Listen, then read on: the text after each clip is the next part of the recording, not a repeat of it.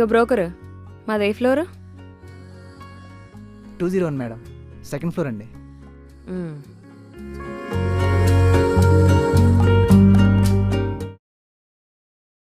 Madam మీరు సింగిలా? అక్కడ కనిపిస్తున్నాడు చూడు ట్యూబ్ లైట్ లాగా, అతను నా హస్బెండ్.